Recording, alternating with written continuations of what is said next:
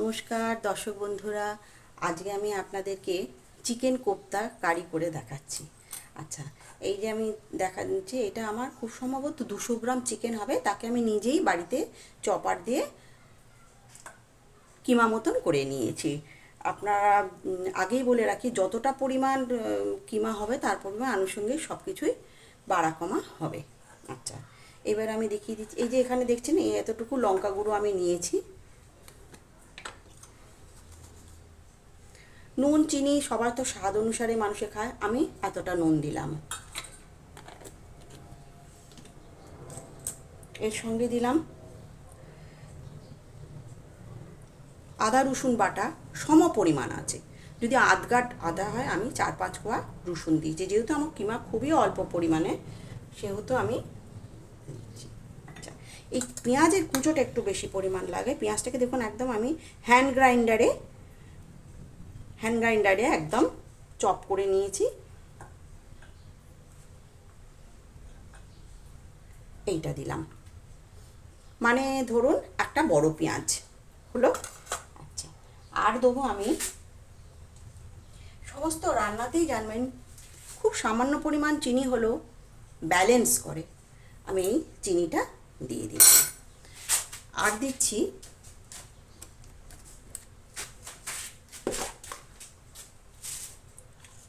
এই ছোট চামচের 1 চামচ মতন জিরে গুঁড়ো। তাহলে আমার নুন চিনি পেঁয়াজ আদা বাটা রসুন দেয়া হয়ে গেল। এবার বাকি রইল গরম মশলা। আর আচ্ছা, এইবারে এতে দিতে হবে, আমার এতে একটা ডিম আছে। ডিম ফেটিয়ে নিয়েছি। কেন ডিমটা ফেটিয়ে নিয়েছি, যদি আমি পুরো একটা ডিম দিতাম তাহলে আমি গোটা শুদ্ধই দিয়ে দিতাম। যেহেতু আমার এটা কম পরিমাণ, সেই জন্য আমি এর অর্ধেকটা দিচ্ছি, আর অর্ধেকটা ডিম আমি রেখে দিলাম। যদি অনেকটা পরিমাণ হয় মাংসের কিমা, তাহলে একটা পুরো ডিম আপনারা দিয়ে দিতে পারেন। আর একটা জিনিস আমি দিচ্ছি, সেটা হচ্ছে এই ব্রেড ক্রাম দিচ্ছি। আপনারা যদি ব্রেড ক্রাম আপনার বাড়িতে না থাকে, তাহলে পাউরুটিকে জলে ভিজিয়েও দিয়ে দিতে পারেন। ঠিক আছে, আমার ব্রেড ক্রামটা একটু দানা পাকিয়ে গেছে, খুব বেশি দেবেন না। এই যে এটা দিলাম। আচ্ছা, আর দেবো আমি একটু গরম মশলা।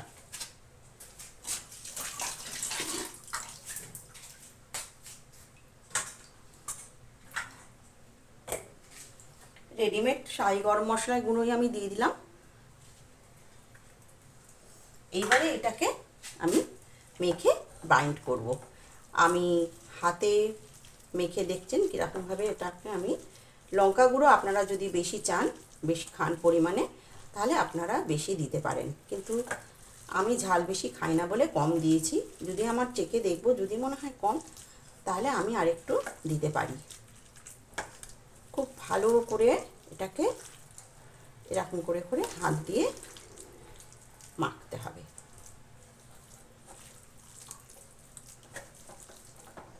মেখে তারপরে আমি কোপ্তার সাইজে দেবো। সেগুলো গড়ে আমি আবার আপনাদের কাছে আসছি। এর মাঝে বলে নিই আমি, প্লিজ আপনারা আমার চ্যানেলটা যথেষ্ট পরিমাণে সাবস্ক্রাইব করবেন, আর বেল আইকনটা টিপে দেবেন। তাহলে প্রত্যেকে আমি যে যা যা রান্না দিয়েছি, প্রত্যেকে সেগুলো সব পাবে। আমি যেগুলো তুলে রাখছি সেগুলো আর কিছু না, ওগুলোকে আমি আরেকটু চপ করে নেবো, কেননা ওগুলো দেখছি ঠিক মতন চপ করা হয়নি। আবার চপ করে এতে আমি মিশিয়ে দেবো। আমি গ্রাইন্ডারে এই কারণেই দিইনি, গ্রাইন্ডারে দিলে আমি দেখেছি ভীষণ আটকে যায় আমার গ্রাইন্ডারটা। যদি আপনাদের মিক্সিতে ভালো মতন চপ করা যায়, তাহলে আপনারা মিক্সিতেই করে নেবেন। আচ্ছা,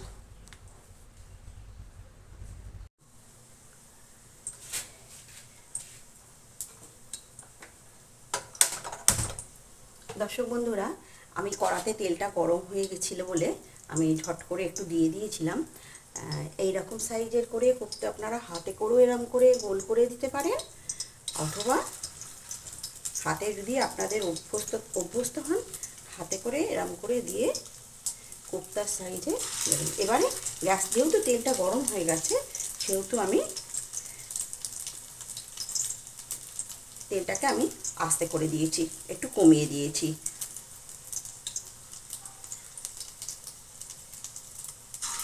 তেল খুব একটা বেশি আমি দিইনি। আমি কোপ্তাগুলো সমস্ত ভেজে তারপর আমি আপনাদের কাছে আবার পরে দেখাচ্ছি। আমি কোপ্তাগুলো ভেজে নিই সব, বেশি দেবো না যাতে ভেঙে না যায় আর কি। কোপ্তাগুলো একটু উল্টে আপনাদের দেখিয়ে দিই।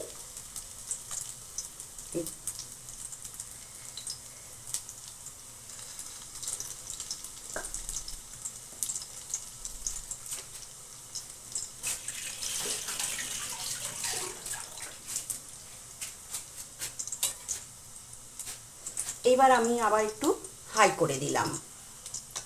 আচ্ছা, এবার দেখুন একটুখানি তেলটা গাড়িতে একটু ছড়িয়ে দিলাম যাতে উল্টানো গেলে দেখুন সুন্দরভাবে কোপ্তাগুলো ভাজা হয়ে গেছে। খুব বেশি ভাজবো না, আমি লাইট করে ভাজবো। এরপরে আরেকদিন আমি আপনাদের দেবো যে স্টিমেও কোপ্তাগুলো করা যায়, সেটাও খুব সুন্দর হয়।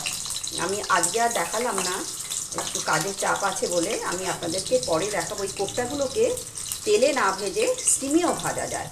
আচ্ছা, সেটাও আমি আপনাদেরকে আর একদিন করে দেখিয়ে দেবো।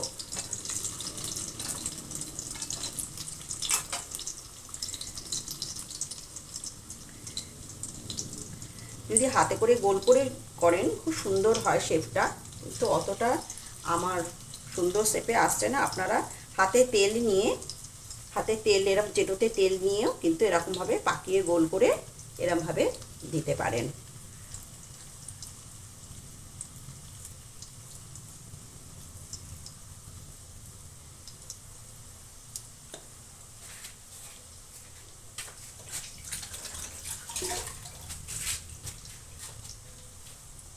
আবার আমি বলছি, আমার চ্যানেলটা প্লিজ আপনারা একটু সাবস্ক্রাইব করবেন, বেল আইকনটা টিপে দেবেন যাতে সমস্ত আমি যখনই যা নোটিফিকেশান দেবো আপনারা সঙ্গে সঙ্গে পাবেন। আর লাইক করবেন, শেয়ার করবেন যাতে আমার এই রান্নাগুলো আপনাদের সমস্ত প্রতিবেশী বা বন্ধুরা সহজেই পেতে পারে।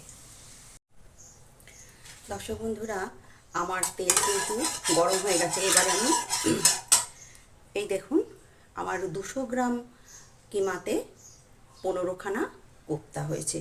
আচ্ছা, এইবারে আমাকে গ্রেভি করার জন্য যে জিনিসটা করতে হবে, গ্রেভিটা যাতে খুব সুন্দরভাবে হয় সেই জন্য আমি প্রথমে আচ্ছা আমি গরম মশলা একটু দিয়ে দিই, গোটা গরম মশলা।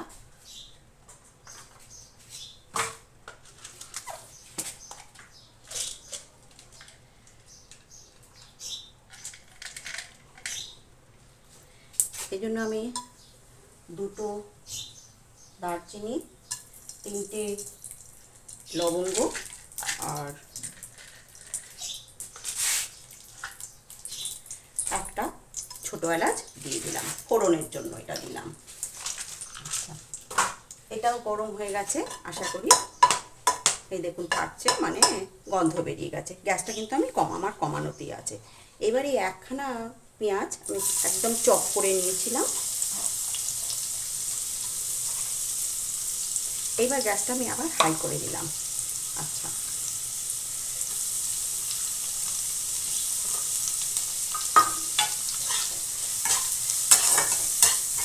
পেঁয়াজটা সামান্য লাল লাল হয়ে গেলে আমি এক এক করে আর যেগুলো দেবো সেগুলোকেও আমি দিচ্ছি। আচ্ছা, আর একটা কথা বলে রাখি, আমি এই তরকারিতে 4 টুকরো মানে কোপ্তা কারিতে 4 টুকরো আলু দিচ্ছি। আপনারা ইচ্ছা করে এই আলুটা স্কিপও করতে পারেন। আমি বাড়িতে খাওয়ার জন্য ঘরোয়া পদ্ধতি করছি বলে তাই। আপনারা যদি মানে বাড়ির আত্মীয় স্বজনদের খাওয়ার জন্য করেন, অতিথি আপনে করেন, তাহলে আলুটা অবশ্যই বাদ দিতে পারেন বা স্কিপ করে ফেলতে পারেন। আবার যদি ঘরোয়া বাড়ির লোকজন খাবেন বলে যদি আয়োজন কম থাকে মাংসের কিমার, তাহলে অনায়াসে আলুও দিতে পারেন। আচ্ছা, দেখুন একটু অল্প অল্প পেঁয়াজের রঙটা চেঞ্জ হয়েছে। আমি এই সময় দিলাম কটা ভাঙা কাজু। আপনারা গোটা কাজু বাড়িতে থাকলে তাই দিতে পারেন, আমার কাছে নেই বলে আমি ভাঙা কাজুই দিয়েছি।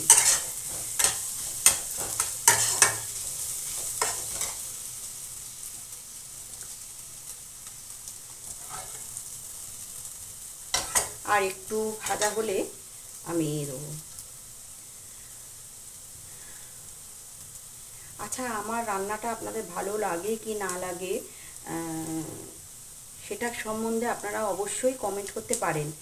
এতে আমি কিছু দুঃখ পাবো না, বরঞ্চ আমার কিছু শেখারও তো থাকতে পারে, আমার কোথায় ভুল ত্রুটি হচ্ছে বা কোনটা আপনাদের অপছন্দের।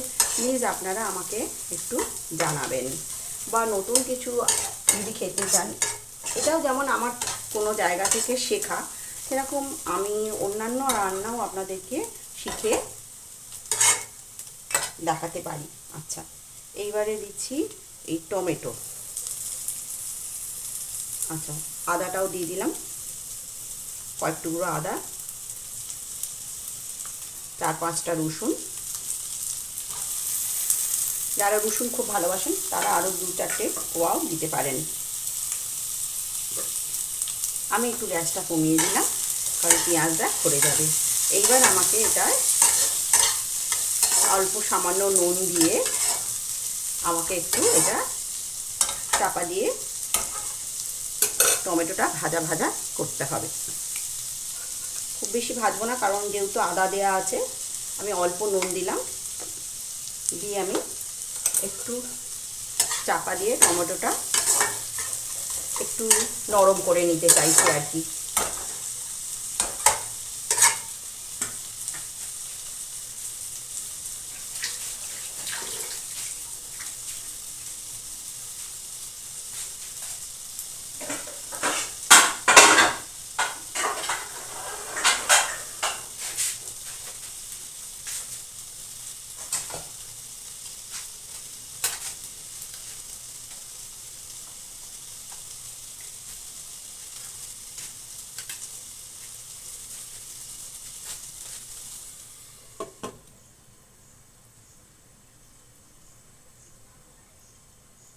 আপনারা আদা রসুনটা একসঙ্গে না দিয়ে আদা রসুনটা আলাদা বেটেও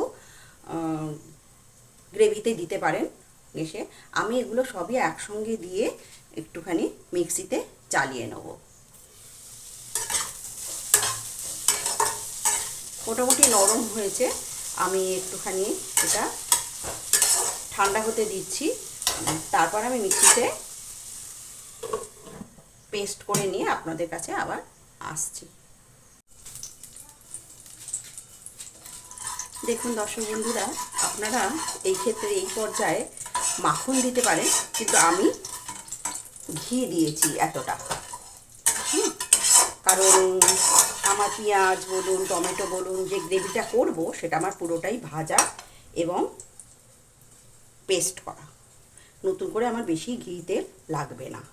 এইবার আমি গ্রাইন্ডার থেকেই পুরোটা দিয়ে দিচ্ছি। দেখুন, আদা রসুন টমেটো পেঁয়াজ কাজু বাদাম, শুধু লঙ্কাটা দিইনি, গুঁড়ো লঙ্কাটা আমি দেবো, আর সামান্য নুন দিয়েছিলাম। এখন কিন্তু গ্যাসটা আমি লোতেই ভাজছি। এবারে একটু সামান্য হাই করে দেবো, আগের থেকে সামান্য হাই করে দিলাম, দিয়ে এবার এটাকে আমাকে কষতে হবে। যেগুলো আমার ওইগুলো পুরোপুরি ভাজা ছিল, দেখতে পাচ্ছেন দর্শক বন্ধুরা। আমি এবার একটু হাই করে দিলাম, না হাই না করলে হবে না।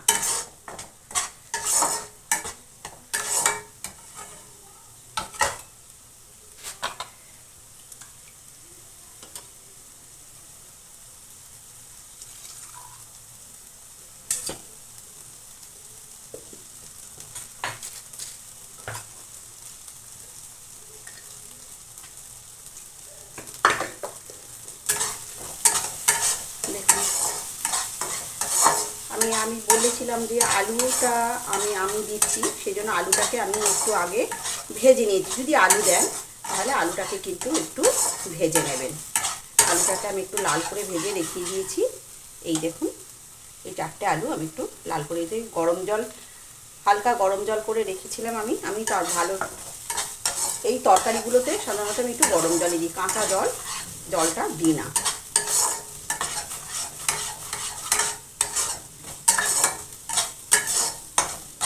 কম করে করে এটাকে করতে হবে। আমি ততক্ষণ কষি ভালো করে।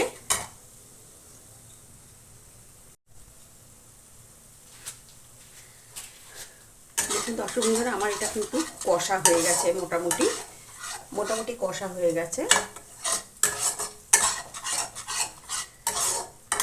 দেখেছেন তেল ছেড়ে এসছে, তেল ছেড়ে দিচ্ছে। আমি এবার একটু হাই করে দিচ্ছি। দেখুন তেল ছেড়ে দিয়েছে, কতটা আর ছিল 30টা করে পুরো কষা হয়ে গেছে আমার। আচ্ছা, এবার আমি লঙ্কাটা দেবো। আর আমি নুনটা দিয়ে দিয়েছিলাম, 1 চামচ নুন দিয়েছিলাম আমি। আমাকে চেখে দেখতে হবে যে কতটা আর দিতে হবে। এবারে আমি খুব বেশি ঝাল খাই না, আমি এইরকম পরিমাণ আমি লঙ্কা গুঁড়ো দিচ্ছি। ঝাল আপনারা যদি বেশি খান অবশ্যই সেটা টেস্ট অ্যাকর্ডিং টু টেস্ট দিতেই পারেন আপনারা, কিন্তু আমি যেহেতু ঝাল বেশি খাই না, আমার এটা, তাছাড়া আমার এই লঙ্কাটা ঘরেতে গুঁড়ো করা, এর ঝাল ভীষণ অল্পতেই এটা ঝাল হয়ে যায়, সেই জন্য আমি বেশ ভালোই কষানো হয়ে গেছে। এবার আলুটা সেদ্ধ হওয়ার জন্য আমি কোপ্তাগুলো এখন দেবো না, আলুটা একটু সেদ্ধ হয়ে গেলে তারপর আমি কোপ্তাটা দেবো। আগে এই জলটা দিয়ে দিচ্ছি আমি, আলুটা একটু সেদ্ধ হয়ে গেলে তারপর মিক্সি ধোয়া জলটাও আমি দিলাম। হয়তো আরেকটু জল লাগবে, কারণ কোপ্তাতেই জল টেনে নেবে।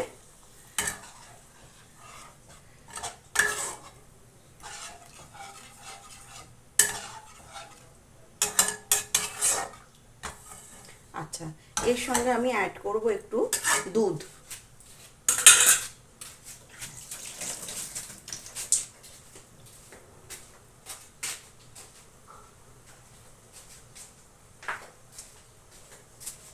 মাফ করবেন, একটু সরে গেছিলাম আমি।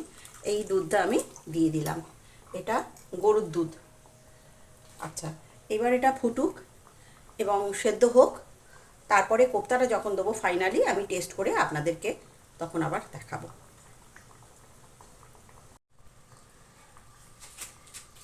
দেখুন সবাই, এটা আমার ভালো করে ফুটিয়ে আলু দিয়ে আমি, আমার গ্রেভিটা রেডি হয়ে গেছে। একটু ঝোল ঝোল রেখেছি, কারণ 15টা কোপ্তা তো দেবো, সে জলটা টেনে নেবে, তাই আমি একটু চেকে নিলাম।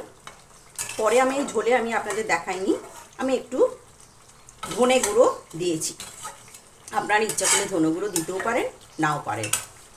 আচ্ছা, এইবারে আমি কমিয়ে দিচ্ছি, দিয়ে এই কোপ্তাগুলো সাজিয়ে দিয়ে দেবো। আবারও বলছি, আলু কিন্তু আপনারা স্কিপ করতে পারেন, আবার দিতেও পারেন। আলুতে কি করে সেটাও বলছি, আলুতে কিন্তু স্বাদ সব নষ্ট করে দেয়, টেনে দেয়। হয়তো আপনার জিনিসটা খেতে বাড়বে, আয় দেবে, মানে পরিমাণে বাড়বে, কিন্তু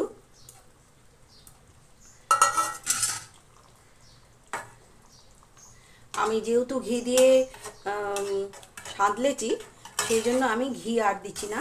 আপনারা কিন্তু মাখনও দিতে পারেন এর ওপরে, সেটা খেতেও খুব সুন্দর হবে।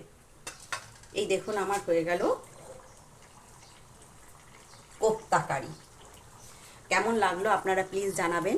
আমার চ্যানেলটা প্লিজ আপনারা সাবস্ক্রাইব করবেন, আর লাইক করবেন, শেয়ারও করবেন, বেল আইকনটা টিপে দেবেন, যাতে আমি যখনই যা রান্না বা অন্যান্য ভিডিও আপলোড করব আপনারা তৎক্ষণাৎ পান। সেটা আমার খুব ভালো লাগবে।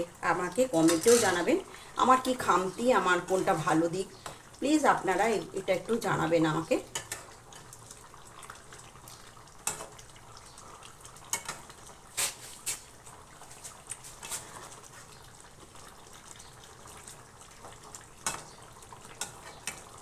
আর আমি ফোটাবো না, এইটাই রেখে দিল, আমি আলাদা জায়গায় আর ঢেলে আপনাদের দেখাচ্ছি না। এই আমার হয়ে গেল কোপ্তা কারি, চিকেন কোপ্তা কারি। আমি এই চাপা দিয়ে রেখে দিলাম।